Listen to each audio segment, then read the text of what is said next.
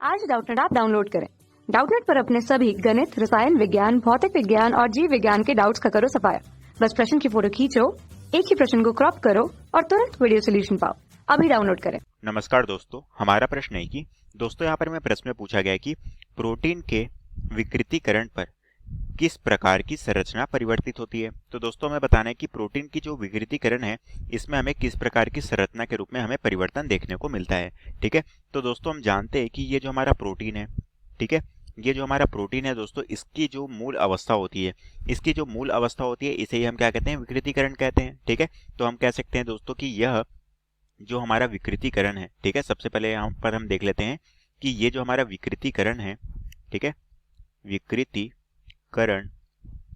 विकृतीकरण की प्रक्रिया में क्या होता है दोस्तों, इस प्रक्रिया में जो हमारा प्रोटीन है या फिर हमारा क्या है, न्यूक्लिक अम्ल, ये क्या करता है, अपनी मूल अवस्था में जो उपस्थित है, ठीक है, ये अपनी मूल अवस्था को किस में परिवर्तित करता है, ये अपनी मूल अवस्था को तृतीयक या फिर द्वितीयक संरचना में परिवर्तित कर, इसके लिए जो है हमारे बाह्यकारक या फिर बाह्य यौगिक योगदान देते हैं। ठीक है, तो हम दोस्तों यहाँ पर कह सकते हैं कि ये जो हमारी विकृतीकरण की प्रक्रिया है, जिसमें प्रोटीन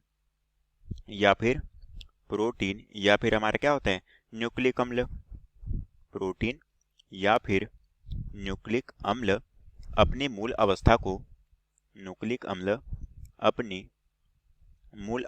परिवर्तित करते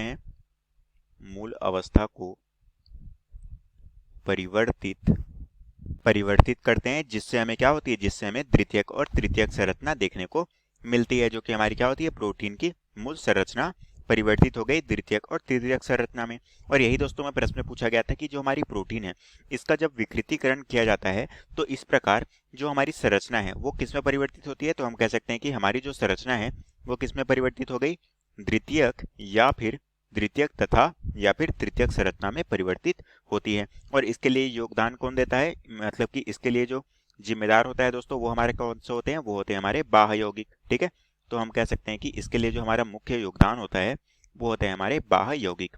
और इन बाह्य यौगिक के तौर पे हमारे कौन कौन से आ जाते हैं, जैसा कि दोस्तों हमारा हो गया, ये हो गया हमारा लवण हो गया, क्षार हो गया, अम्ल हो गया, या फिर हमारे बाह्य यौगिक हो गए कुछ, ठीक है, जो कि हमारे कार्बनिक यौगिक हो गए, एल्कोहली यौगिक हो गए, ठीक है, या फिर हम किसी तरह से ऊष्मा का उपयोग कर रहे हैं, ये हमारे क्या होते हैं, ये हमारे इस तरह से बाह्य यौगिक होते हैं जो कि जिम्मेदार होते हैं इसकी मूल अवस्था को द्वितीयक या फिर तृतीयक संरचना में परिवर्तित करने के लिए।